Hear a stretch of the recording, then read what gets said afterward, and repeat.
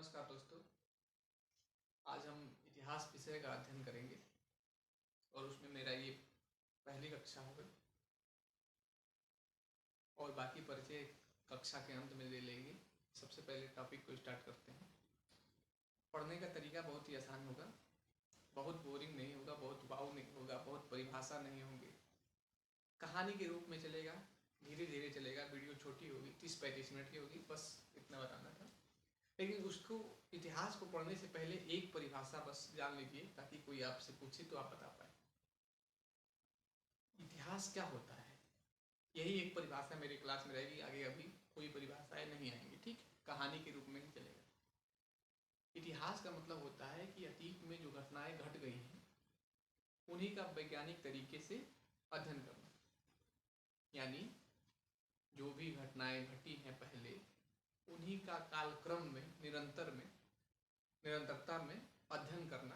क्या होता है कि इतिहास में कैसे अध्ययन करते हैं, एक कालक्रम में करते हैं।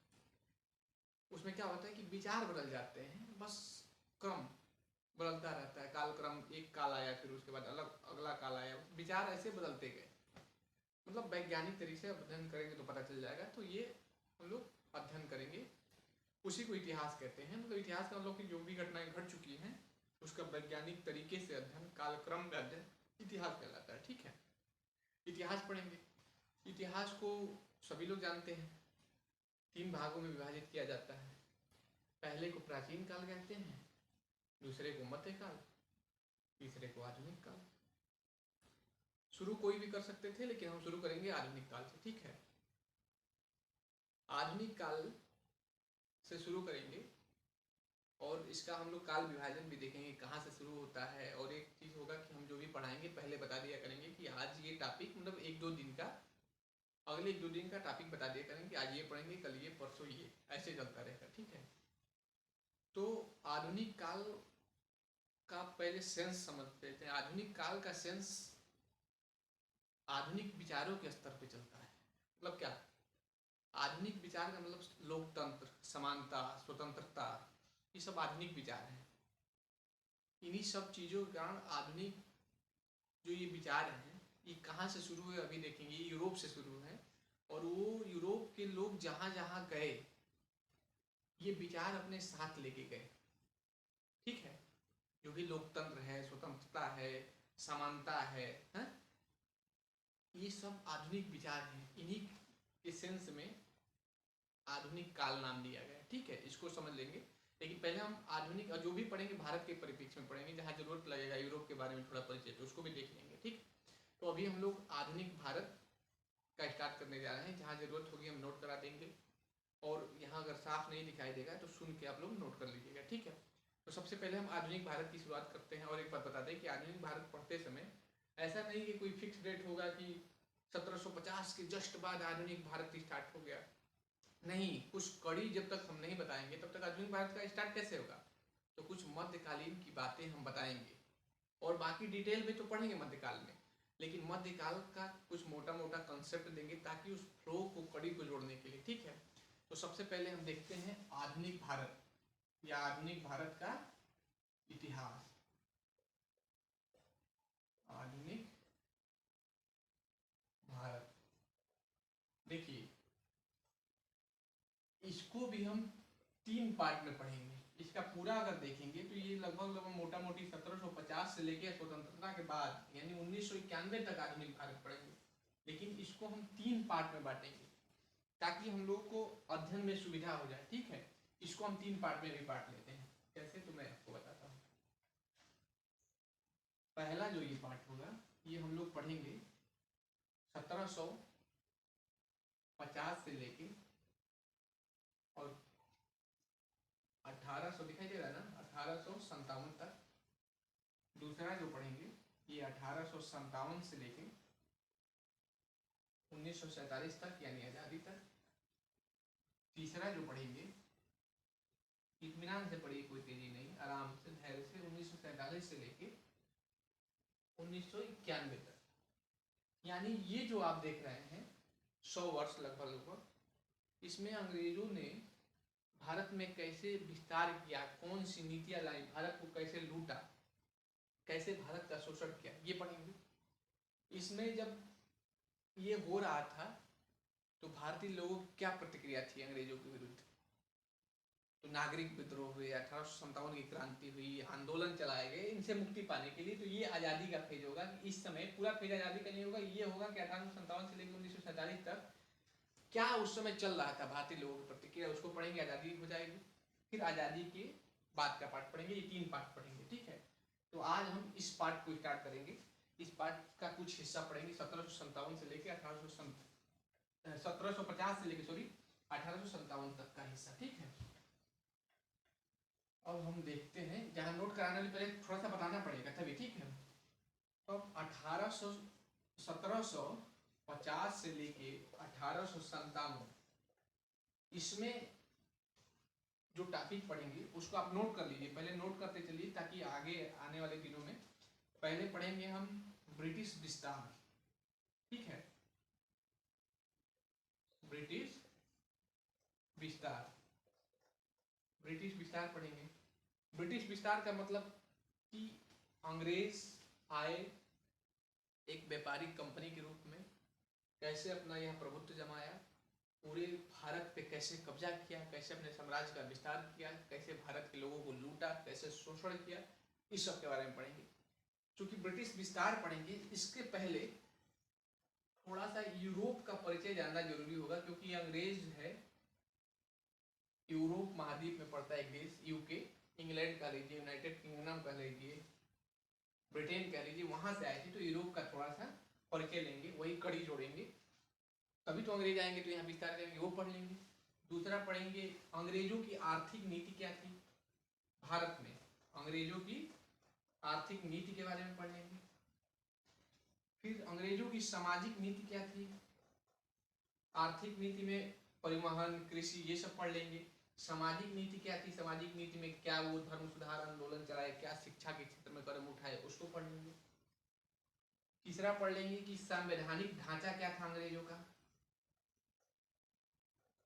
संवैधानिक ढांचा क्या था अंग्रेजों का। ये 4 टॉपिक पढ़ेंगे, ठीक है। और इस ब्रिटिश विस्तार के पहले यूरोप का थोड़ा सा परिचय लेंगे, इसमें भी कई टॉपिक होंगे, उसको पढ़ेंगे।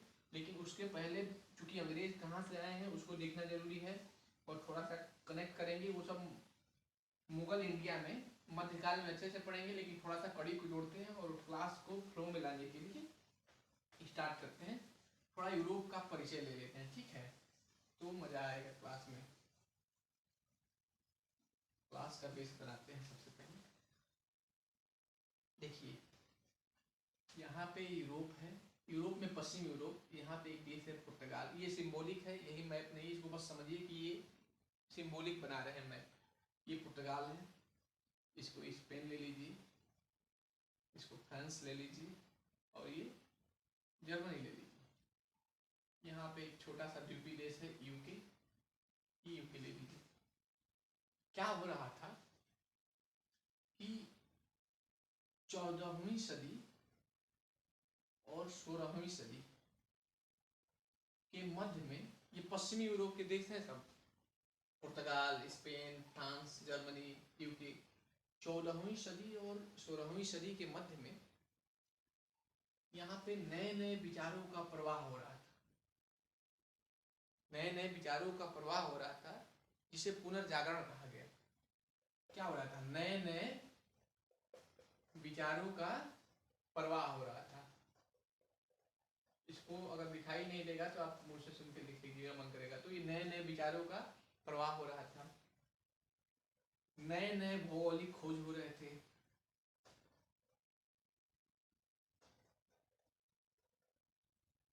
भौगोलिक खोज हो रहे थे। ये 14वीं और 16वीं शताब्दी, मतलब यहाँ हलचल का काल था, नए नए विचारों का प्रवाह हो रहा है, जिसको पुनर्जागरण कहा गया है।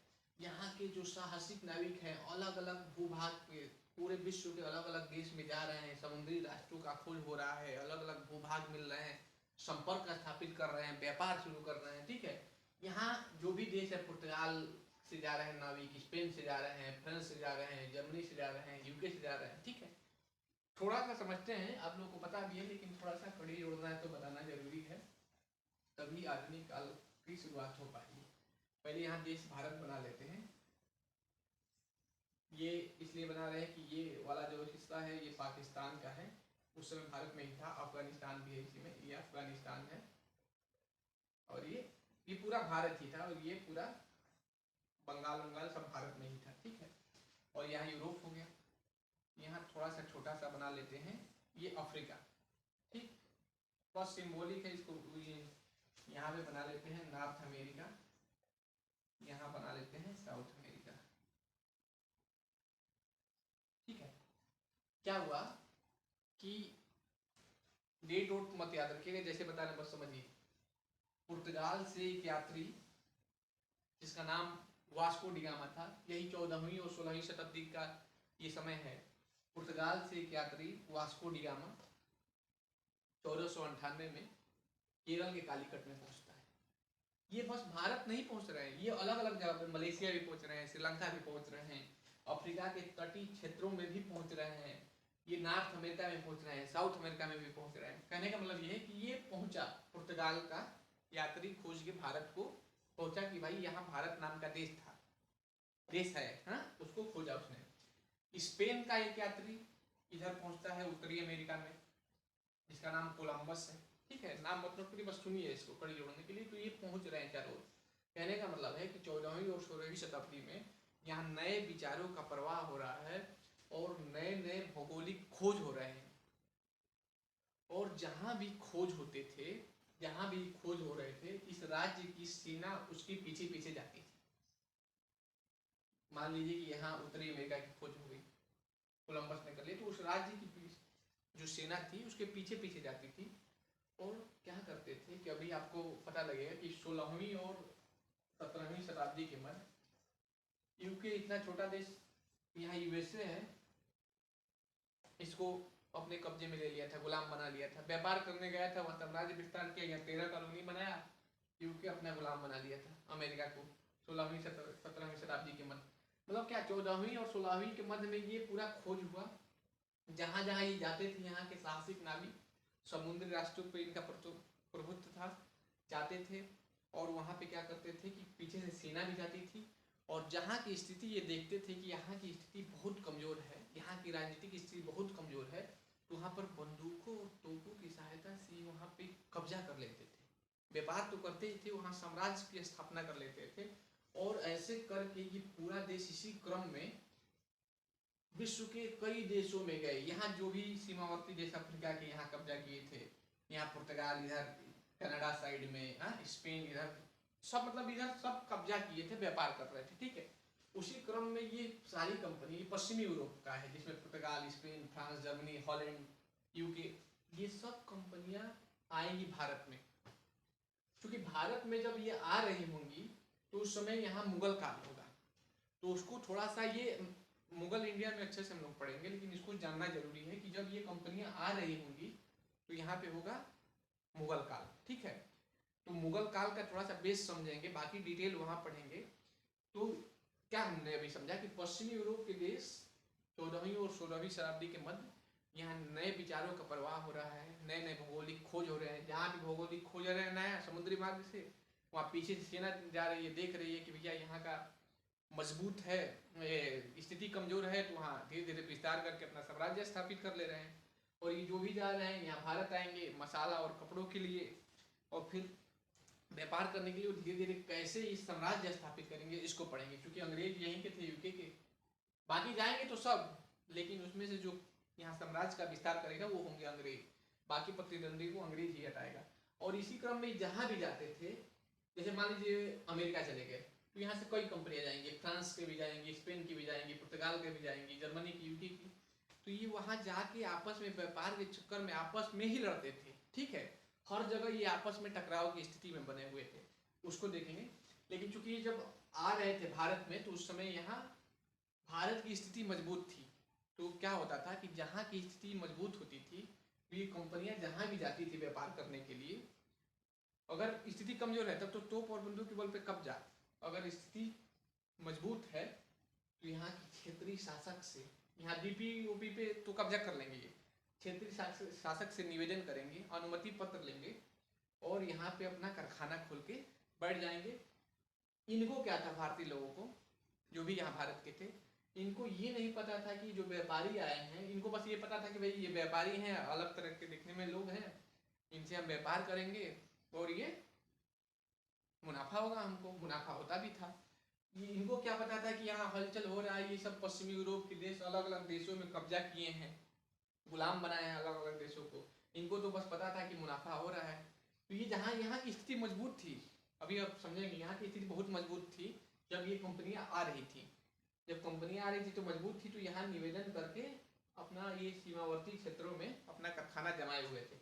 लेकिन थोड़ा सा जानना जरूरी है मुगल के बारे में, तभी फ्लो बनेगा आधुनिक काल का। ठीक है, क्या होता है कि एक जगह है उज्बेकिस्तान, आप लोग जानते भी होंगे। उज्बेकिस्तान में एक स्थान है फरगना, फरगना फरगना फरगना का रहने वाला था बाबर।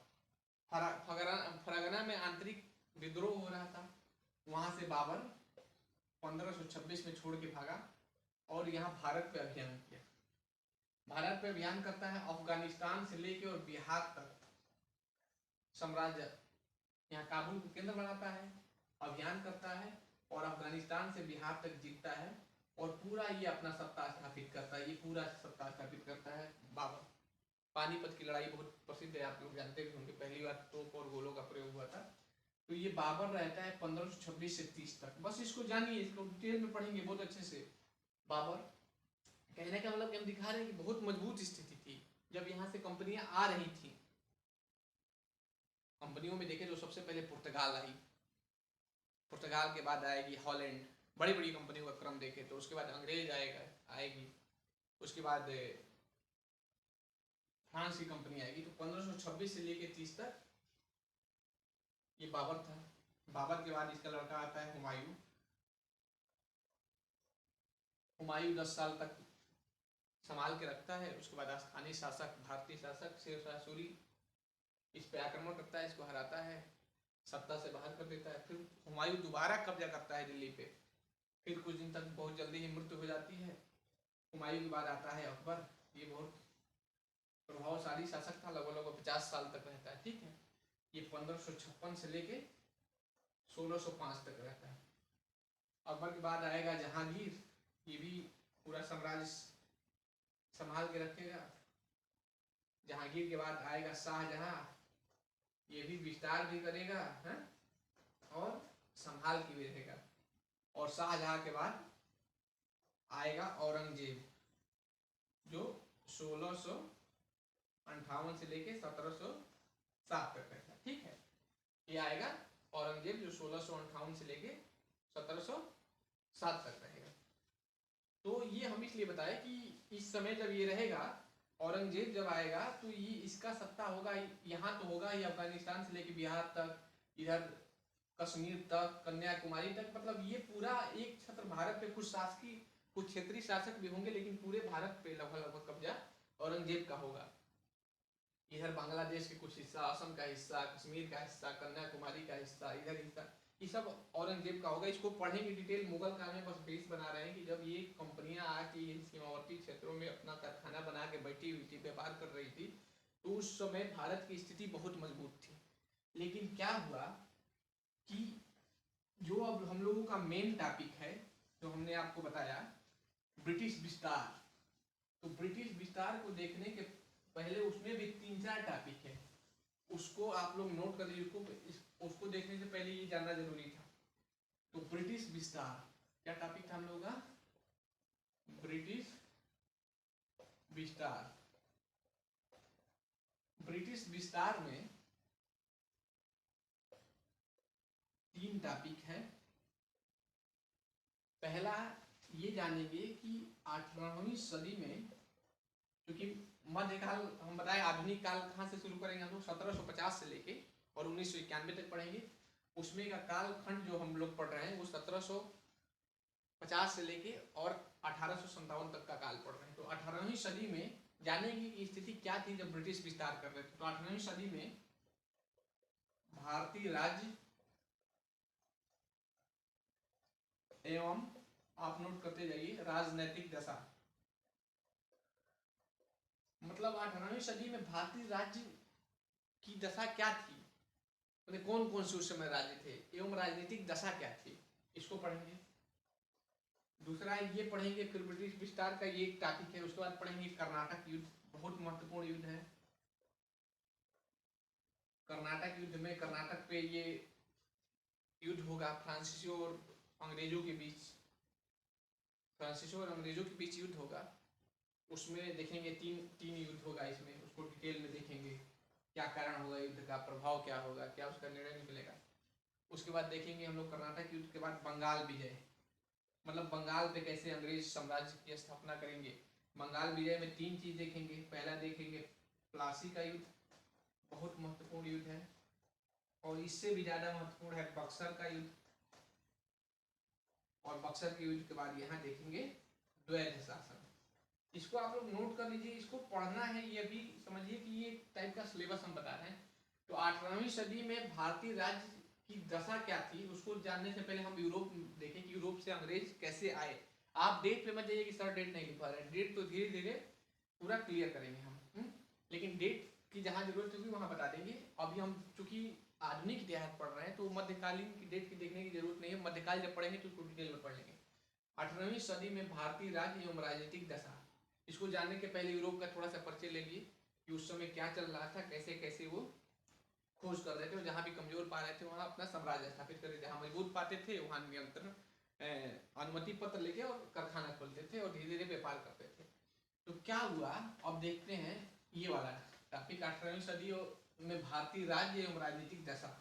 अभी हम बता रहे थे कि औरंगजेब के समय अफगानिस्तान से लेके इधर असम, बिहार, बांग्लादेश, नीचे कन्याकुमारी, कश्मीर, इन सब सारे जगहों पर लगभग औरंगजेब का शासन था। लेकिन जब 1707 में औरंगजेब की मृत्यु होती है,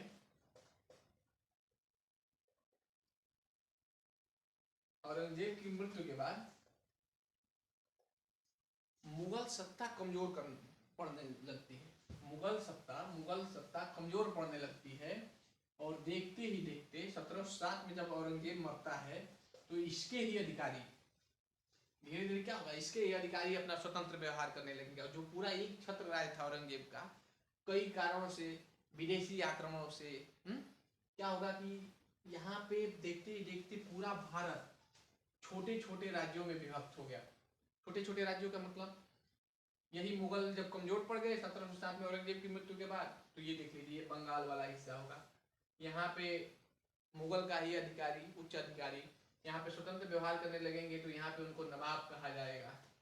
यहाँ उड़ीसा होगा, यहाँ भी स्वतंत्र व्यवहार, यहाँ भी नवाब हो गए। तो ये राज्य बन रहे हैं।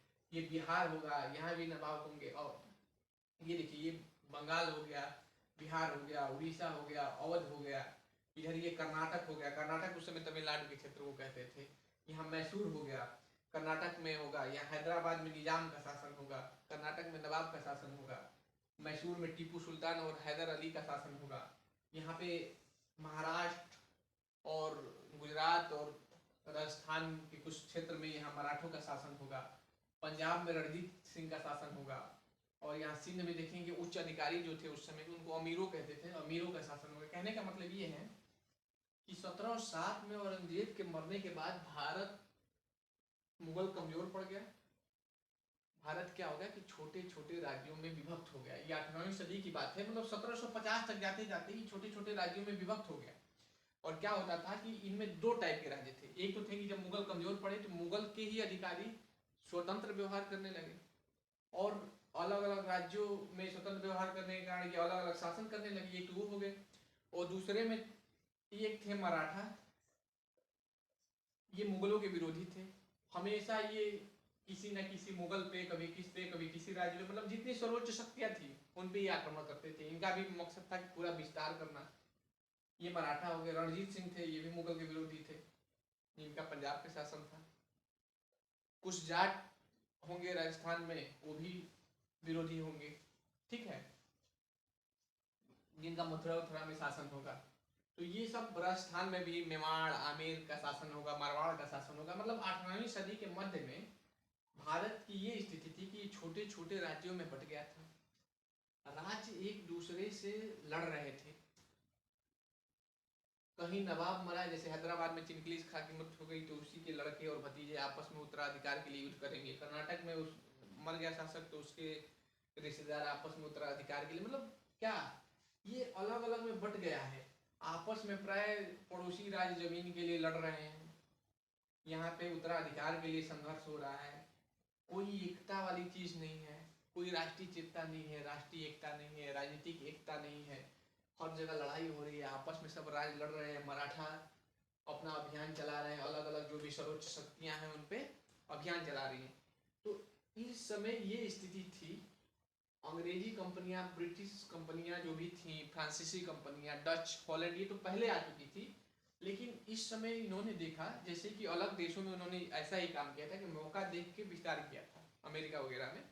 तो इस समय उनको लगा कि अब यहाँ पे आपस में लड़ाई चल रही है, उत्तराधिकार का युद्ध चल रहा है, इसी में अपना हाथ आजमाया जा सकता है और साम्राज्य विस्तार की दृष्टि से ये एक अच्छा मौका है। ठीक है, तो क्या हुआ कि हम बताते हैं कि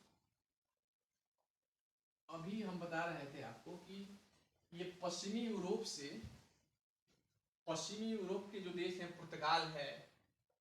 पुर्तगाल है, उसके बाद ये स्पेन है, फ्रांस है, उसके बाद यहाँ जर्मनी है और यूके है, ये सब अलग अलग देशों में जा रहे हैं। तो उसमें जो सबसे मजबूत था वो था यूके और फ्रांस। ये अलग अलग देशों में जाके अपना व्यापार स्थापित करते थे और ये व्यापार के क्रम में आपस में लड़ते भी थे। तो क्या होता था कि मान लीजिए कि अमेरिका में ये दोनों देश लड़ रहे हैं किसी भी कारण से व्यापार के को लेके, क्योंकि कौन सर्वोच्च है इसके लिए लड़ाई होती थी, कौन कंपनी व्यापार करेगी, कौन विस्तार करेगी। तो मान लीजिए कि यूके में फ्रांस और अमेरिका में फ्रांस और ये इंग्लैंड लड़ रहे हैं आपस में व्यापार को लेके। तो जहां जहां इनकी कंपनियां होगी, जाहिर सी बात है कि वहां भी टकराव होगा। भैया बाप लड़ रहा है एक जगह तो बेटे भी कहीं ना कहीं लड़ेंगे ना। तो ये फ्रांस और यूके लड़ रहे हैं तो यहाँ भी टकराव होगा जहां जहां इनकी कंपनियां होगी। ठीक है, तो उस समय नंबर 1 पे थी यूके और फ्रांसीसी कंपनी थी नंबर 2 की शक्ति थी। तो ये टकराते रहते थे हर जगह जहां जहां इनकी थी। तो देखेंगे हम जो महत्वपूर्ण हम युद्ध जो लिखवाए 3 लिखवाए थे, कर्नाटक का युद्ध, उसको देखेंगे, उसका कारण जानेंगे। ठीक है, तो कर्नाटक का युद्ध जानेंगे। तो पहले आप नोट करिए कर्नाटक का युद्ध। घबराइएगा नहीं, एकदम कहानी की तरह जानेंगे, बहुत अच्छे से जानेंगे। तेज होगा तो अगले वीडियो में स्पीड धीरे कर देंगे। कर्नाटक का युद्ध, कर्नाटक में कुल 3 मार हुए हैं, 3 युद्ध हुए हैं। क्योंकि कर्नाटक में हुए हैं इसलिए कर्नाटक का युद्ध इसको कहा जाता है। पहला जो होगा वो 1746 से लेके 1748 तक होगा। दूसरा जो होगा 1748 से लेके 49 से लेके 1754 तक होगा। तीसरा जो होगा 1758 से लेके 1763 तक होगा। तो ये कर्नाटक के 3 युद्ध होंगे। इनका क्या कारण होगा युद्ध का, क्यों ये लड़ रहे हैं, किसके किसके बीच होगा। तो ये भी जो भी होगा, ये तीनों युद्ध कर्नाटक का, ये होगा ब्रिटिश कंपनी माने ईस्ट इंडिया कंपनी और वर्सेस फ्रांसीसी कंपनी के मध्य होगा। ये तीनों युद्ध ब्रिटिश कंपनी और फ्रांसीसी कंपनी के मध्य होगा। कारण जानेंगे कि पहला युद्ध क्यों हुआ, दूसरा युद्ध क्यों हुआ, इसमें क्या घटना हुआ और तीसरा युद्ध क्यों हुआ। ये साम्राज्य विस्तार की दृष्टि से ये तीनों युद्ध बहुत महत्वपूर्ण है। इसको एक एक करके जानेंगे, कारण जानेंगे, सब जानेंगे। पहले पूरा एकदम कहानी के माध्यम से इसको हम लोग समझेंगे। ये दोनों शक्तियां, दोनों कंपनियां पूरे विश्व के अलग अलग हिस्सों में अपना व्यापार शुरू कर दिए हैं, कई देशों को गुलाम बना लिए हैं। जो मजबूत हो रहा है, कहीं फ्रांस का विस्तार है, कहीं ब्रिटिश का विस्तार है, कहीं फ्रांस का है, कहीं ब्रिटिश का है। उसी क्रम में देखेंगे हम लोग कर्नाटक का युद्ध। कर्नाटक का आप लोग हेडिंग डाल दीजिए, कर्नाटक का प्रथम युद्ध क्यों होगा ये देखिए। पहले कर्नाटक का प्रथम युद्ध पहले जान लीजिए कब से कब तक, 1746 से लेके 1748 तक। अब किसके किसके मध्य हुआ तो आपको नोट करा दिए हैं, फिर से नोट कर लीजिए।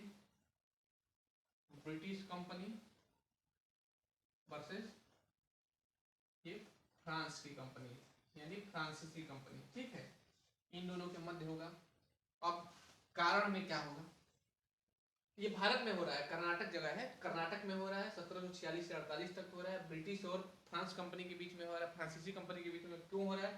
पहला कारण ये है कि दोनों कंपनियों की महत्वाकांक्षा कि हम व्यापार अधिक करेंगे, हम विस्तार करेंगे, तो दोनों कंपनियों की महत्वाकांक्षा के कारण पहला युद्ध होगा, ये पहला कारण हो गया।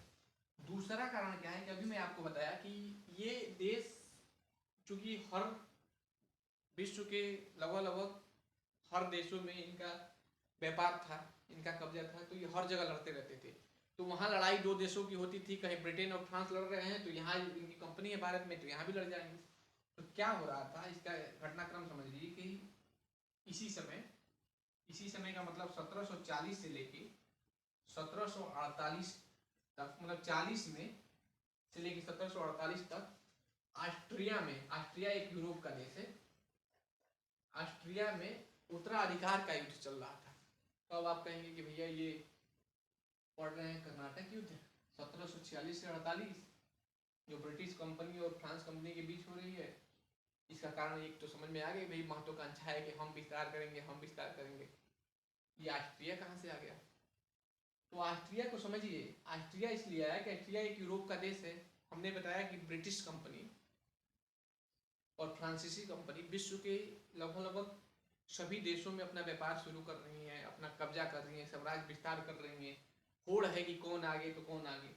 तो ये जैसे ये ऑस्ट्रिया में उत्तराधिकार का युद्ध चल रहा है, यहाँ दो गुटों में उत्तराधिकार के लिए युद्ध चल रहा होगा, तो युद्ध में क्या होगा कि ये दोनों देश जो ये है फ्रांस और ब्रिटेन, ये एक गुट को सपोर्ट करेंगे, फ्रांस, और एक गुट को करेगा ब्रिटेन।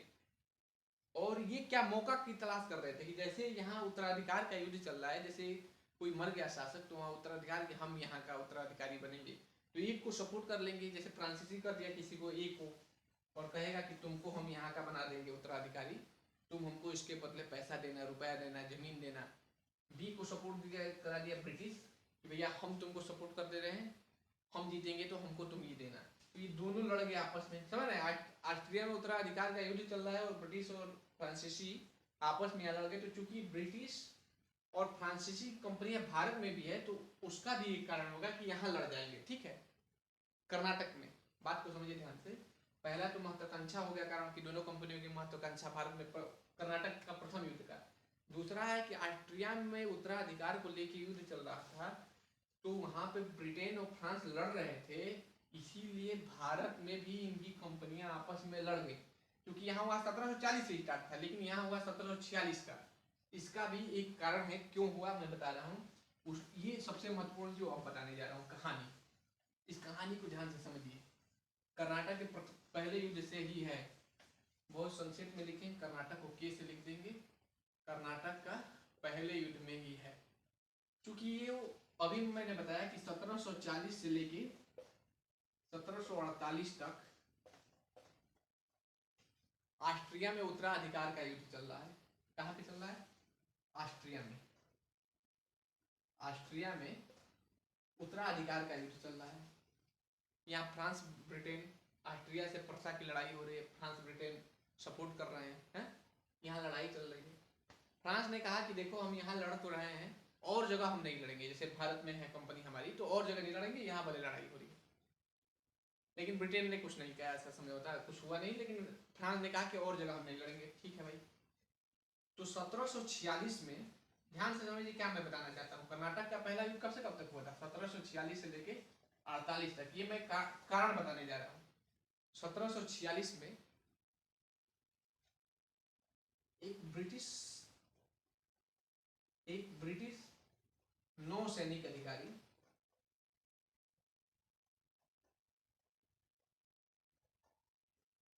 जिसका नाम था, नाम नोट कर लीजिए, वार्नेड इसका नाम था, ब्रिटिश नौसैनिक अधिकारी 1746 में वार्नेड एक फ्रांसीसी जलपोत को भारत में पकड़ लिया। अब देखिए ये झगड़ा खोज रहा है साला, यहाँ पे अभी हुआ है कि भाई हम लड़ेंगे, फ्रांस कहा कि यहाँ भले लड़ रहे हैं ऑस्ट्रिया में उत्तराधिकार के लिए, और कहीं हम नहीं लड़ेंगे, भारत में नहीं लड़ेंगे। लेकिन 1746 में ब्रिटिश नौसैनिक अधिकारी जिसका नाम था वार्नेट, फ्रांसीसी जलपोत को पकड़ लिया। तो हम क्या बताया इसके पहले कि कहीं फ्रांस का कब्जा है तो कहीं ब्रिटेन का कब्जा है, मतलब पश्चिमी यूरोप के देशों का लगभग लगभग विश्व के कई देशों पे कब्जा था, ठीक है। तो भारत के पास बढ़ता है एक देश मॉरिशस। तो जब वार्नेड ने, ये ब्रिटिश नौसैनिक अधिकारी था, फ्रांस का जलपोत पकड़ लिया, तो मॉरिशस में फ्रांस का कब्जा था। मॉरिशस जो है देश, मॉरिशस में फ्रांस का कब्जा था, ठीक है। तो मॉरिशस में फ्रांस का कब्जा था। तो यहाँ पे देखिए, यहाँ कंपनी स्थापित थी, डच कंपनी थी, फ्रेंच कंपनी थी भारत में, है पुर्तगाली कंपनी थी। तो भाई जाहिर सी बात है कि उसका पुर्तगाल देश कोई भेजेगा ना भाई कंपनी के लिए, गवर्नर करेगा, ये मैनेजर होगा, ये कर्मचारी होगा, ये लेबर होगा। उसी टाइप में क्योंकि यहाँ फ्रांस का कब्जा था तो यहाँ कंपनी होगी। तो मॉरिशस में फ्रांस का कब्जा था तो यहाँ फ्रांसीसी गवर्नर होगा फ्रांस की ओर से मॉरिशस के लिए। तो यहाँ पे, और उस समय भारत में फ्रांसीसी गवर्नर था, मैंने फ्रांस की कंपनी का गवर्नर था, वो बहुत महत्वपूर्ण नाम है, उसका नाम है डुप्ले, ठीक है। तो ये डुप्ले गवर्नर था, इसका कार्यकाल जरूरत नहीं लेकिन नोट कर लीजिए 1741 से लेकर 1754 तक। भारत में फ्रांसीसी कंपनी का गवर्नर डुप्ले 1741 से लेकर 54 तक फ्रांसीसी कंपनी का गवर्नर है। ऑस्ट्रिया में युद्ध चल रहा था 1740 से 48 तक। वहां हुआ भैया कि हम नहीं लड़ेंगे और जगह, लेकिन वार्नेट ने, ये नौसैनिक अधिकारी था आरामी, ये पकड़ लिया इसका जहाज फ्रांसीसियों का जलपोत। कब? 1746 में। डुप्ले फ्रांसीसी गवर्नर था, मॉरिशस के पास चिट्ठी भेजा। यहाँ का फ्रांसीसी गवर्नर था, इसका नाम था ला बोर्डने या बोडोनो, ला बोडोनो, नोट कर लीजिए, बोडोनो। ला बोडोनो के पास मदद मांगा, कहा कि भैया हमारा तो ये वार्नेटवा पकड़ लिया है जलपोत। और आपको बता दें उसको जानने से पहले कि यहाँ भारत में जो मद्रास था ये अंग्रेजों का व्यापारिक केंद्र था, और जो यहाँ था पांडिचेरी जो था ये फ्रांसीसियों का व्यापारिक केंद्र था। तो वार्नेट, ला बोर्डने ने क्या किया, डुप्ले जब मदद मांगा तो यहाँ से अपना सेना लेके पहुंचा सीधे मद्रास पे आक्रमण किया अंग्रेजों पे। जलपोत तो छुड़ाया ही, मद्रास पे आक्रमण किया और मद्रास को अपने कब्जे में ले लिया। डुप्ले भी गया था साथ में, क्योंकि डुप्ले ही मदद के लिए बुलाया था। मद्रास को अपने कब्जे में ले लिया। फिर ला बोर्डने ने क्या किया कि अंग्रेजों को कहा कि अब तुम लाओ पैसा, हम तुम्हारा कब्जा किए हैं। तो मद्रास क्या किया कि मद्रास वो पैसा लेके अंग्रेजों से पैसा लेके मद्रास को छोड़ दिया। अब डुप्ले खिसिया गया, इसलिए ये गुस्सा हो गया कि भाई हमारा सहयोगी है मद्रास, अभी हमारा जलपोत पकड़े थे अंग्रेज, मद्रास को छोड़ना नहीं चाहिए, ये पैसा लेके छोड़ दिया।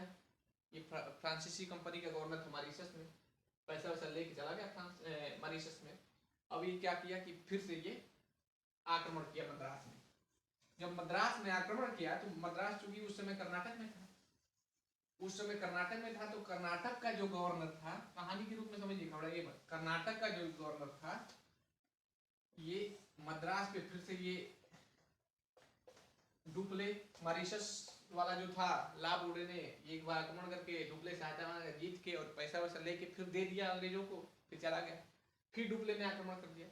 फिर कर्नाटक का नवाब, कहा, अब इंपॉर्टेंट बात समझने वाली है, कर्नाटक का नवाब कहा कि हमारे क्षेत्र में तुम लोग झगड़ा लड़ाई मत करो अंग्रेजों उससे, डुप्ले से, फ्रांसीसी से, हैं। कहा कर्नाटक के नवाब कि हमारे क्षेत्र में झगड़ा लड़ाई मत करो, युद्ध मत करो। डुप्ले इसको कहा, कर्नाटक के नवाब को भरमा दिया, कहा कि हम ये तुम्हारे लिए लड़ रहे हैं, तुम्हारे लिए मद्रास जीत रहे हैं, जीत के तुमको मद्रास हम दे देंगे अंग्रेजों से। कहा कि बहुत अच्छा, लड़ो, जीत जाओ। डुप्ले ने जीत गया मद्रास अंग्रेजों से। जब जीत गया तो कर्नाटक का नवाब कहा कि भैया मद्रास दे दो। डुप्ले कहा कि नहीं देंगे। अब इसका कर्नाटक के नवाब का दिमाग गर्म, जब कर्नाटक का नवाब का दिमाग गर्म हो गया तो ये क्या किया कि महफूज, इसको अब नोट करिए आप लोग, महफूज खान, ये खुदे महफूज थे, महफूज खान के नेतृत्व में 10,000 का सेना भेजा। 10,000 सेना, 10,000 सेना भेजा कहाँ कि जाओ फ्रांसीसियों पे आक्रमण कर दो, क्योंकि वो मद्रास दे नहीं रहे, कहे थे कि जीत के देंगे। और यहाँ बस 950 सैनिक थे फ्रांसीसी के, और यहाँ 10,000। इसका कैप्टन था फ्रांसीसी कैप्टन, उसका नाम था कैप्टन पैराडाइज, कैप्टन पैराडाइज। 10,000 सेना भेजा, यहाँ 950। फ्रांसीसी गवर्नर डुप्ले 950 10,000 को हरा दिया, क्योंकि इनके पास यूरोपीय तरीके से प्रशिक्षित थे, आधुनिक हथियार थे। ये भैया पैदल सेना भारतीय लोगों की, ये हार गए। डुप्ले में उत्साह बढ़ेगा कि नहीं बढ़ेगा? बढ़ेगा। उत्साह बढ़ा, हौसला आया कि हमारी मुट्ठी भर सेना 10,000 सेना को हरा दी। अब यहीं से क्या होता है कि फ्रांसीसी जो डुप्ले था, ये तो पहले से भाप लिया था। अब ये डुप्ले जो था, अब इसको और उत्साह मिलेगा कि अब तो किसी भी लड़ाई में हरा सकते हैं। तो ये जो युद्ध हुआ, ये जो महफूज खान 10,000 सेना लेके गया, 950 ये कैप्टन पैराडाइज फ्रांसीसी से लेके गया, ये जो जगह था यही इंपॉर्टेंट है। इसको बोलते हैं, जगह का नाम था सेंट थोम। सेंट थोम जगह का नाम था, सेंट थोमे या सेंट थोम। और नदी थी अडियार, इसी नदी के किनारे हुआ था अडियार नदी। तो इसीलिए इसको सेंट थोमे का युद्ध भी कहा जाता है और अडियार का युद्ध भी कहा जाता है, जो 1746 में हुआ। ये मतलब कर्नाटक के प्रथम युद्ध का घटनाक्रम है। हर युद्ध में कुछ ना कुछ घटना होगी। तो 1746 में सेंट थोमे का युद्ध हुआ, अडियार नदी के तट में हुआ। किसके किसके बीच हुआ? तो कर्नाटक के नवाब और फ्रांसीसी सेना के युद्ध हुआ। कर्नाटक का जो नवाब था, किसके नेतृत्व में सेना भेजा था? तो महफूज खान के नेतृत्व में भेजा था। इधर 950 सैनिकों का फ्रांसीसी का नेतृत्व कौन कर रहा था? तो कैप्टन पैराडाइज कर रहा था। उस समय सेंट थोमे के युद्ध के समय फ्रांसीसी गवर्नर कौन था? तो डुप्ले था। समझ में आ रहा है बात? तो ये सब बात हो गया पहले युद्ध का। जब भी कर्नाटक के पहले युद्ध का ये घटनाक्रम था छोटा सा, इसको हम आपको बता दिए। अब देखिए, जो भी कोई भी युद्ध होता है तो एक समझौता होता है, तभी तो युद्ध समाप्त हो जाएंगे, तो जीवन भर चलता रहेगा युद्ध। तो फिर क्या हुआ कि इस युद्ध में एक समझौता हुआ। पहला युद्ध कब से? कर्नाटक का पहला युद्ध कब से कब तक चला भैया? तो ये 1746 से 48 तक चला। अब इसको समराइज कर रहे हैं पहला युद्ध को। पहला कारण क्या था? दोनों कंपनियों की महत्वाकांक्षा। बहुत अच्छा। दूसरा कारण क्या था? तो आपको बताया कि ऑस्ट्रिया में उत्तराधिकार का युद्ध चल रहा था। वेरी गुड, ये हो गया। अब ये समझौता होगा, तो 1748 में युद्ध समाप्त हुआ, तो 1748 में ही संधि होगी। उस संधि का नाम होगा एक्स, नोट करिए, एक्स ला सापेल की संधि। एक्स ला सापेल की संधि होगी। इसमें क्या होगा कि भैया जो डुप्ले ने मद्रास को जीता था, कहा कि भैया तो मद्रास अंग्रेज ले लो, अपना रखो, हम अपना पांडिचेरी रखेंगे। यानी ये पहला कर्नाटक का युद्ध अनिर्णायक हुआ। क्या हुआ? अनिर्णायक हुआ। इस युद्ध का कोई मतलब नहीं निकला। सब बता दिए कि पहले युद्ध में क्या क्या हुआ। ये पहला युद्ध कर्नाटक का किसके किसके बीच लड़ा गया, कब से कब तक लड़ा गया, ये अनिर्णायक निकला। ठीक है, अब हम पढ़ेंगे कर्नाटक का दूसरा युद्ध। कर्नाटक का दूसरा युद्ध, इसका समय कब से कब तक है? तो 1749 से लेके 1754 तक का है। कारण क्या होगा? तो पहला कारण, ये किसके बीच लड़ा गया? तो वही फ्रांसीसी कंपनी और ब्रिटिश कंपनी के मध्य। ये लिख दे रहे हैं यहाँ ऊपर, फ्रांसीसी कंपनी वर्सेस ब्रिटिश कंपनी। इसको आप नोट करते जाइए। पहला कारण, दोनों कंपनियों की महत्वाकांक्षा, दोनों कंपनियों की महत्वाकांक्षा कि भैया हम विस्तार करेंगे हम। दूसरा कारण, अब देखिए दूसरा कारण क्या था? ये जो दूसरा कारण था, एक राज्य था हैदराबाद, इसको ऊपर करके लिखते हैं। दूसरा कारण नोट करिए, कर्नाटक के दूसरे युद्ध का पहला कारण तो महत्वाकांक्षा था, दूसरा कारण क्या था? तो एक राज्य था हैदराबाद। हैदराबाद, यहाँ एक नवाब हुआ करता, निजाम हुआ करता था, चिंग्लिश खां। उसकी मृत्यु हो गई।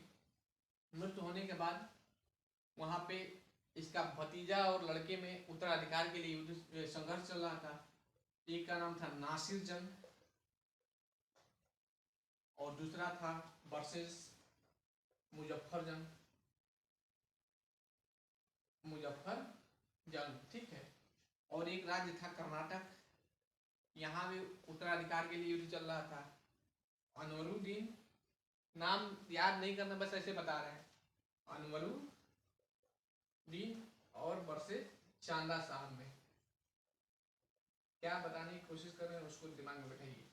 हैदराबाद में भी उत्तराधिकार का हम क्या बताएं कि 18वीं सदी में क्या स्थिति थी, आपस में राज्य लड़ रहे हैं, उत्तराधिकार के लिए युद्ध चल रहा है। कर्नाटक में अनवरुद्दीन चांदा साहब उत्तराधिकार के लिए लड़ रहे हैं कि कर्नाटक का नवाब हम बनेंगे, हैदराबाद का निजाम नासिर जंग बनेंगे, मुजफ्फर जंग। तो जो डुप्ले था, जिसको हम बताए थे कि 1741 से लेके और 1754 तक ये फ्रांसीसी गवर्नर था भारत में, फ्रांसीसी कंपनी का गवर्नर था। उसके दिमाग की उपज थी, क्या उपज थी कि भैया यहाँ तो उत्तराधिकार का युद्ध चल रहा है, तो बहुत अच्छा मौका है अपना साम्राज्य विस्तार के लिए, किसी एक को सपोर्ट कर दो। जैसे यहाँ मुजफ्फर जंग को इसने क्या किया, फ्रांसीसी ने, पहले ब्रिटिश ने नहीं, इसको सपोर्ट कर दिया कि भैया हम तुमको यहाँ का निजाम बनाएंगे, लेकिन इसके बदले हमको पैसा चाहिए, जमीन चाहिए, जायदाद चाहिए। तो ये डुप्ले है, इसके दिमाग की उपज थी कि पहले उत्तराधिकार का युद्ध जहां भी चल रहा है उसमें टांग फंसा लो, फंसा के अगर ये जीत जाएगा तो जमीन मिलेगा, ये हारेगा ऐसे तो कुछ होने वाला नहीं है। पहले क्या होता था कि यहाँ से कपड़ा और मसाला खरीदना है तो भैया फ्रांस से सोना चांदी लेके आते थे। इनकी नीति क्या थी कि यहीं के पैसे से, क्योंकि ये जब जीतेगा मुजफ्फर जंग, इसको ये सपोर्ट करेगा, ये जीतेगा तो इसको पैसा देगा, यहीं के पैसे से मसाला कपड़ा खरीदेगा, यूरोप में ले जाकर बेचेगा। पहले सोना चांदी लेना पड़ता था क्योंकि सोना चांदी के बदले ही देते थे सब। और तो ये इस गुट को, इसी को गुटबाजी कहते हैं, इस गुट को चांदा साहेब को ये फ्रांसीसी गुट ने सपोर्ट कर दिया कि भैया हम तुम्हारे तरफ से। तो ये जो बचा हैदराबाद में नासिर जंग और अनवरुद्दीन, इस गुट को सपोर्ट कर दिया ब्रिटिश ने। और ये जब सपोर्ट कर दिया, दोनों गुट को सपोर्ट कर दिया, एक को फ्रांसीसी गुट, एक को फ्रांसीसी गुट और एक को ब्रिटिश गुट, मुजफ्फर जंग और चांदा साहेब वाले को फ्रांसीसी गुट। जब ये गुट को सपोर्ट कर दिए तो अब घटनाक्रम में लिखिए, जो दूसरा युद्ध हम लिख रहे हैं कर्नाटक का युद्ध, ये 1749 से लेके 54 तक चलेगा। इसमें घटनाक्रम में आप नोट करिए, घटनाक्रम में क्या होगा कि 1749 में अम्बूर नामक स्थान पर लड़ाई होती है, अम्बूर नामक स्थान पर लड़ाई होती है। और इसमें फ्रांसीसी गुट, जो अभी गुट बताए हैं, फ्रांसीसी गुट की जीत होती है। तो जब जीत होगी, फ्रांसीसी गुट का मतलब क्या है कि मुजफ्फर जंग जीत गया, नासिर जंग हार गया, हैदराबाद का निजाम वो बन गया, इधर चांदा साहेब जीत गया, इधर जो वो था चांदा साहेब में अनवरुद्दीन हार गया। यानी फ्रांसीसी गुट का जीत होगा तो हैदराबाद पे प्रभाव बढ़ेगा, हैदराबाद में कुछ क्षेत्र मिलेगा, कर्नाटक पे प्रभाव बढ़ेगा, कर्नाटक का कुछ क्षेत्र मिलेगा। तो ये जो लड़ाई हुई, ये फ्रांसीसी गुट जिसमें जीता, ब्रिटिश गुट हार गया, ये अम्बूर में हुआ। तो इन दोनों पे प्रभाव पड़ गया। अब जब प्रभाव बढ़ गया तो एक साहसी कर्मचारी था ब्रिटिश कंपनी का, उसका आगे नाम पढ़ेंगे, वो आगे गवर्नर भी बनेगा, उसका नाम था रॉबर्ट क्लाइव, बहुत साहसिक था रॉबर्ट, इसका नाम था रॉबर्ट क्लाइव, इसका नाम था रॉबर्ट क्लाइव। रॉबर्ट क्लाइव क्या किया कि 1751 में एक जगह था आरकोट, नोट मत करिए बस सुन लीजिए, आरकोट एक जगह था, वहां पे मात्र 253 सैनिकों के मदद, 233 या 53 था, 233 सैनिकों के मदद से 4000 फ्रांसीसी सैनिकों को 53 दिन तक फंसाए रखा। बहुत साहसिक था। इससे क्या हुआ कि आरकोट की लड़ाई के बाद 1751 के बाद कर्नाटक पे, उस समय फ्रांसीसियों कर्नाटक पे भी प्रभाव बढ़ गया था। अब ये कर्नाटक पे प्रभाव बढ़ाएगा कौन, रॉबर्ट क्लाइव ने कर्नाटक पे प्रभाव बढ़ा लिया। इधर हैदराबाद पे पहले से फ्रांसीसियों को प्रभाव था। युद्ध ये कर्नाटक युद्ध कब से कब तक चला, तो 1749 से लेके 54 तक।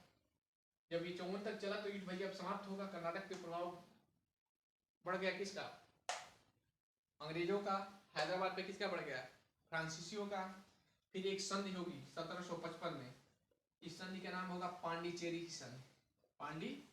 क्योंकि युद्ध को समाप्त करना है, संधि होगी, पांडिचेरी की संधि होगी। इस संधि में क्या होगा कि कर्नाटक पे अंग्रेजों का प्रभाव स्वीकार किया जाएगा। कर्नाटक पे, नोट कर लीजिए, कर्नाटक पे 1755 में पांडिचेरी की संधि में कर्नाटक पे अंग्रेजों का प्रभाव स्वीकार किया गया। क्यों? रॉबर्ट क्लाइव की वजह से। रॉबर्ट क्लाइव ने 1751-52 में तो वो जीत ले गए थे, फ्रांसीसी गुट की जीत हुई थी, लेकिन रॉबर्ट क्लाइव की वजह से 1751-52 में कर्नाटक पे प्रभाव बढ़ा। तो इस संधि में 1700 युद्ध जब समाप्त हुआ, 1755 में पांडिचेरी की संधि में युद्ध को समाप्त करने के लिए जो संधि हुई, कर्नाटक पे अंग्रेजों का प्रभाव बढ़ा माना गया और हैदराबाद पे फ्रांसीसियों का। लेकिन दक्षिण में ये फैसला नहीं हो पाया कि कौन सर्वोच्च है, इसीलिए ये भी युद्ध अनिर्णायक रहा।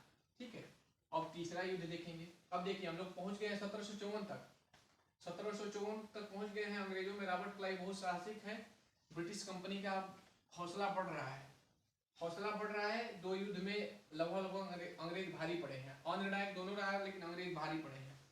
ठीक है, क्योंकि लास्ट में 51-52 में रॉबर्ट क्लाइव ने खेल कर दिया। आरकोट के युद्ध में अंग्रेज भारी पड़े हैं। अब इधर ये बंगाल में यही एकदम सेम स्थिति, कर्नाटक और हैदराबाद वाली स्थिति बनेगी 1756 में। ये दो कर्नाटक युद्ध के बाद, इसको बाद में देखेंगे अभी, क्योंकि कर्नाटक तीनों युद्ध पढ़ ले तो यहाँ पे वही स्थिति बनेगी। यहाँ भी उत्तराधिकार का युद्ध हो रहा होगा। 1756 में बंगाल का नवाब सिराजी दौला बनेगा, तो उसका मौसी और दामाद उसको चुनौती देंगे, खसीटी बेगम और शौकतगंज। फिर अंग्रेज इसको संरक्षण देंगे। ठीक है, संरक्षण देंगे उत्तराधिकार का। मतलब जो यहाँ कारनामा किए थे अंग्रेज और फ्रांसीसी, अंग्रेज यहाँ चूंकि डुप्ले की नीति थी कि उत्तराधिकार में फंसाओ और पैसा लो, लेकिन चूंकि डुप्ले अभी कुछ कर पाता, उसके पहले वो जो रॉबर्ट क्लाइव था और ब्रिटिश कंपनी जो थी वो समझ गई थी कि ये वाली बात है, इसको पकड़ लेंगे तो इस पर साम्राज्य विस्तार बहुत तेजी से होगा। उसको आगे पढ़ेंगे। फिर कर्नाटक का तीसरा युद्ध। कर्नाटक का तीसरा युद्ध, कर्नाटक का तीसरा युद्ध, इसका कालक्रम है 1758 से लेके 1763 तक। अब देखिए यहाँ 1757 में प्लासी का युद्ध हो जाएगा ब्रिटिश और बंगाल के नवाब के बीच। बंगाल का नवाब हारेगा क्योंकि षड्यंत्र यहाँ हो गया। यहाँ भी जीत गए अंग्रेज, यहाँ और हौसला बुलंद हो गया। दो युद्धों में तो अनिर्णायक रहा, लेकिन यहाँ पे जब फ्रांस के बीच होगा, फ्रांस और ब्रिटिश कंपनी के बीच ये जब तीसरा युद्ध होगा, तो यहाँ 1757 में ब्रिटिश कंपनी यहाँ जीत हासिल कर ली होगी बंगाल में, यहाँ के संसाधनों का प्रयोग करेगी। और क्या होगा कि इस समय, अब जो बता रहे थे इसको एक बार और देख लीजिए, 1741 से लेकर 1754 तक डुप्ले गवर्नर था फ्रांसीसी कंपनी का। इसको फ्रांस सरकार ने बुला दिया, भैया सरकार का आदमी है, गया फ्रांस। इसके जगह पर गोडेहू आया, बस नाम नोट कर लीजिए, गोडेहू आया। और गोडेहू के बाद लाली आता है गवर्नर। फ्रांसीसी कंपनी के सब गवर्नर है, डुप्ले, गोडेहू, लाली। तो 1758 और 63 के समय लाली यहाँ फ्रांसीसी कंपनी का गवर्नर था। तो इसमें घटनाक्रम देख लीजिए 1758-63 वाला, ये तीसरा युद्ध है ना,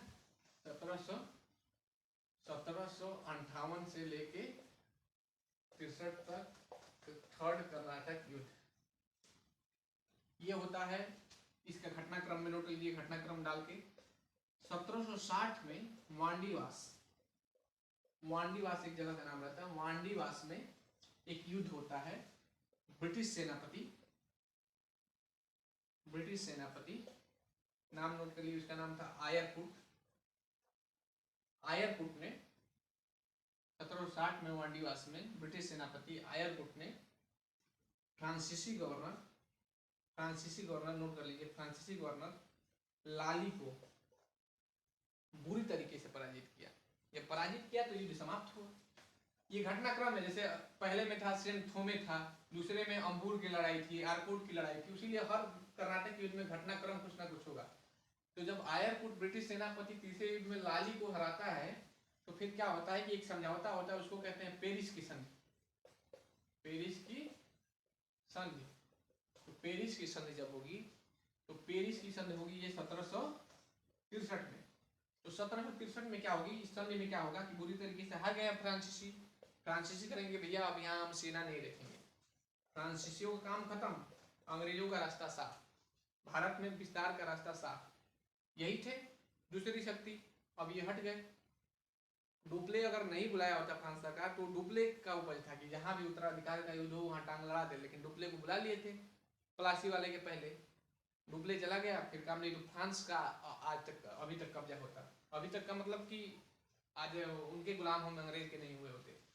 तो अब इस पेरिस की संधि में फ्रांसीसी चूंकि हार गए थे तो संधि हुई, इसमें कहे फ्रांसीसी कंपनी कहा कि हम यहाँ सेना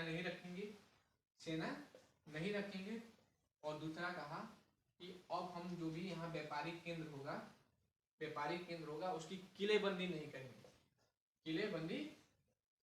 करेंगे। तो ये 3 युद्ध हम लोगों ने देखा कर्नाटक का। अब कर्नाटक का युद्ध देखा तो हम लोगों ने क्या देखा, कर्नाटक की युद्ध में कुल मिला के अगर ऑन एवरेज देखा जाए तो अंग्रेज अब एकदम मतलब अपने चरम पे अपने प्रतिद्वंदी को हटा दिए हैं। यहाँ फ्रांसीसी कंपनी अब सेना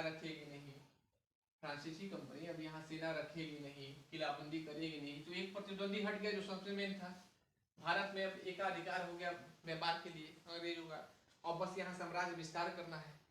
ठीक है, वो कैसे करेंगे वो आगे देखेंगे, लेकिन उसके पहले पूरे कर्नाटक के तीनों युद्धों को समाप्त करते हैं और उसको देखते हैं। आप बोलते जाइएगा, पहला कर्नाटक का युद्ध, दूसरा कर्नाटक का युद्ध, तीसरा कर्नाटक का युद्ध। पहले में क्या क्या हम लिख सकते हैं, छोटे छोटे एक एक शब्द में देखिए। 1746 से 48 तक हुआ, सही बात। किसके किसके बीच हुआ आप लिखिए, नोट करिए। ब्रिटिश और फ्रेंच के बीच में हुआ, कंपनी के बीच में हुआ। इसमें घटनाक्रम में क्या देखेंगे, सेंट थोमे का युद्ध देखेंगे। याद आ रहा है ना, 1746 में सेंट थोमे किसके किसके बीच हुआ, तो कर्नाटक का नवाब और फ्रांसीसी सेना के बीच में हुआ। और इसमें क्या लिख सकते हैं, ये इसमें संधि कौन सी हुई थी, तो इसमें कौन सी संधि हुई थी, एक्स ला सापेल की संधि, युद्ध और निर्णायक रहा था। 4 पॉइंट लिख लिए, कर्नाटक का युद्ध हो गया, कर्नाटक में होता है। हाँ, इस युद्ध का कारण क्या था, दोनों कंपनियों की महत्वाकांक्षा और ऑस्ट्रिया में उत्तराधिकार का युद्ध चल रहा था। ऐसे पॉइंट बना के ऑस्ट्रिया नोट कर लीजिए। दूसरा युद्ध कब से कब तक चला, 54 से लेके 49 से लेके 54 तक। युद्ध का कारण दोनों कंपनियों की महत्वाकांक्षा, हैदराबाद और कर्नाटक में उत्तराधिकार के लिए युद्ध, ये भी युद्ध का कारण था। संधि कौन सी हुई इसमें, पांडिचेरी। घटनाक्रम में क्या देखें हम लोग 1749 में अम्बूर की लड़ाई, फ्रांसीसी गुट की जीत, हैदराबाद और कर्नाटक में फ्रांसीसी कंपनी का प्रभाव बढ़ा। हालांकि 1751 में रॉबर्ट क्लाइव शासी तरफदारी के कारण कर्नाटक में फिर से अंग्रेजों का प्रभाव बरकरार रहा। लास्ट में इसमें कौन सी संधि हुई, लास्ट में पांडिचेरी की संधि होती है। उसमें क्या होता है कि हैदराबाद पे भैया फ्रांसीसियों का, कर्नाटक पे अंग्रेजों का।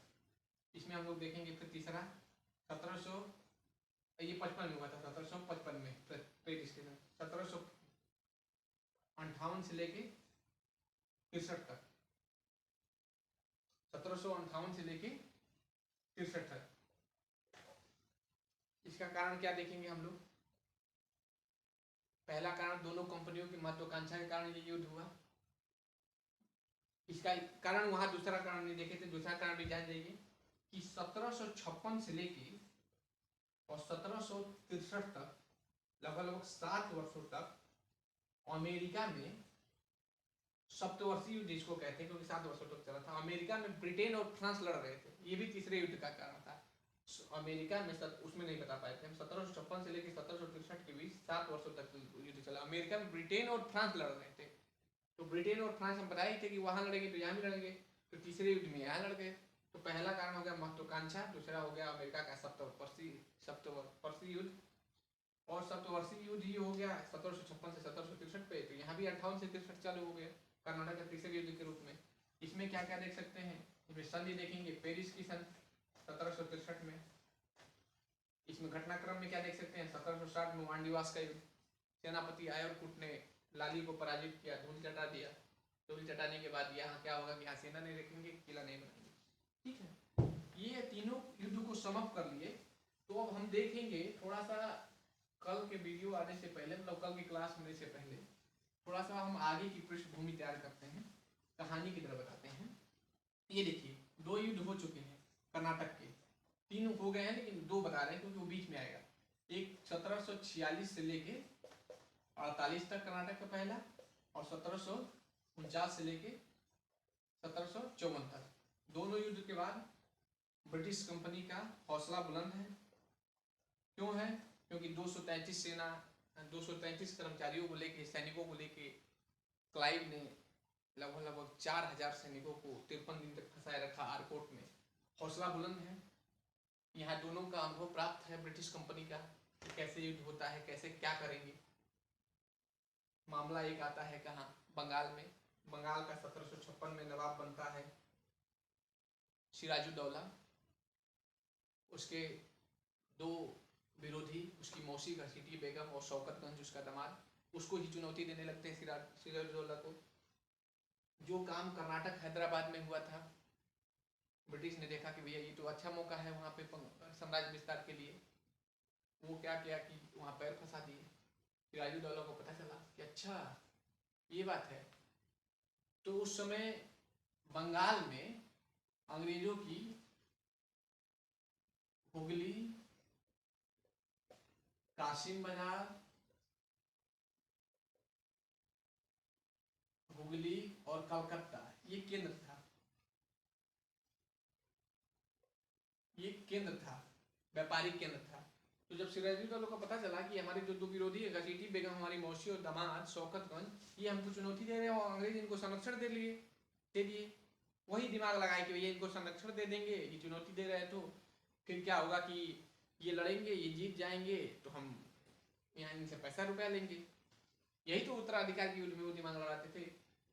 तो सिराजुद्दौला को कानों कान खबर लगी। ये क्या किया कि अंग्रेजों पर आक्रमण कर दिया। इनका ये जो व्यापारिक केंद्र था हुगली, कासिम बाजार, कलकत्ता, इस पे कब्जा कर लिया। अंग्रेज भाग गए भैया। अंग्रेज भाग के कहीं द्वीप में जाके, एक छोटे से द्वीप में जाके शरण लिए थे। नाम उसका है फुल्टा द्वीप। अब फिर क्या हुआ, फिर भैया पूरे ब्रिटिश सरकार को पता लगा अरे साला ये तो अंग्रेज को भगा दिए वहाँ का नवाब। अब चूंकि यहाँ रॉबर्ट क्लाइव माहिर था कर्नाटक के युद्ध में, उसने सीख लिया था। चिट्ठी आई रॉबर्ट क्लाइव को कर्नाटक में कि भैया तुम पहुंचो बंगाल अपनी सेना लेके, तुम दो कर्नाटक युद्ध में रहे हो, तुम पहुंचो वहां बंगाल पहुंचा रॉबर्ट क्लाइव अपनी सेना लेके। कलकत्ता पे नियंत्रण किया रॉबर्ट क्लाइव, अनुभवी था किया। सिराजुद्दौला चाहता तो फिर इसको भगा देता, लेकिन उस समय विदेशी आक्रमण हो रहे थे उत्तर पश्चिम से। अहमद शाह अब्दाली का, नादिर शाह का, इधर मराठा भी आक्रमण कर रहे थे। वो कहा सिराजुद्दौला कि इससे तो हम बाद में निपट लेंगे, अंग्रेजों से पहले इनको करते हैं। तो कहा कि तुम भैया कलकत्ता ले लो, टाइम भागे भागे फिरो, इसकी किलाबंदी भी कर लो। फिर क्या हुआ कि कलकत्ता को दे दिया। रॉबर्ट क्लाइव बहुत षड्यंत्रकारी था। अभी वो कुछ समझ पाता सिराजुद्दौला तब तक कि उसके ही कर्मचारियों को पैसा देके, लालच देके अपने में मिला लिया 1756 में ही। उसमें से मुख्य था धोखेबाज जो था मीर जाफर। ये सिराजुद्दौला का मुख्य सेनापति था, जिसको अपने में मिला लिया। और भी जगत सेठ, अमित चंद, दुर्लभ राय को पैसा वैसा देके, लालच देके इसको लालच दिया कि तुम मेरे तरफ मिल जाओ, सिराजुद्दौला को छोड़ दो। षड्यंत्र से मिला लिया और तुमको मैं नवाब बनाऊंगा बंगाल का। फिर 1757 में 23 जून को प्लासी नामक स्थान पे, बंगाल में ही है, वहाँ प्लास का पेड़ ज्यादा होता है इसलिए प्लासी कहते हैं। वहाँ प्लासी के नाम से एक युद्ध हुआ जिसमें सिराजुद्दौला और अंग्रेजों के मध्य युद्ध हुआ। मीर जाफर को चूंकि मिला लिए थे और कई अधिकारियों को मिला लिए थे, मीर जाफर अपनी सेना लेके अंग्रेजों की तरफ चला गया। कुछ ही घंटों में युद्ध समाप्त हुआ और सिराजुद्दौला मारा गया। फिर मीर जाफर वहाँ का नवाब बना। ऐसे घटनाक्रम चलेगा। मीर जाफर फिर अपने मन का करने लगेगा, इसको हटा के इसके ही दामाद को बना देंगे वहाँ नवाब, मीर कासिम को। मीर कासिम कहेगा हम तुम्हारा हर कहा मानेंगे, लेकिन हम शासक की तरह व्यवहार करेंगे। अंग्रेजों को ये बात बुरा लगा, कहा कि अब तुम हटो। मीर कासिम को हटाए, फिर मीर जाफर को बना दिए। फिर मीर कासिम को गुस्सा आया, अब वो कहा कि ऐसे ही नहीं मानेंगे, इनसे अब बदला लेना होगा। उस समय क्या थी, हम देखें कि 18वीं सदी में राष्ट्रीय राजनीतिक एकता नहीं थी, सब अलग अलग थे, एक नहीं थे, इसीलिए तो इसका फायदा उठा रहे थे। फिर क्या किया कि वो गया अवध के पास, कहा कि ऐसे तो वो एक थे नहीं, कहा कि हम तुमको अवध के नवाब कि तुमको हम कुछ हिस्सा देंगे, तुम हमारे साथ आओ। तो उस समय अवध का नवाब था शुजाउद्दौला। फिर शुजाउद्दौला, मीर कासिम, मुगल बादशाह शाह आलम सेकेंड, ये सब मिलते हैं और बक्सर का युद्ध लड़ते हैं अंग्रेजों से। लेकिन उसमें भी हार होती है क्योंकि अंग्रेज मजबूत हो गए थे और युद्ध जीतते थे। तो युद्ध जीतने का मतलब क्या कि कुछ स्थान लेते थे।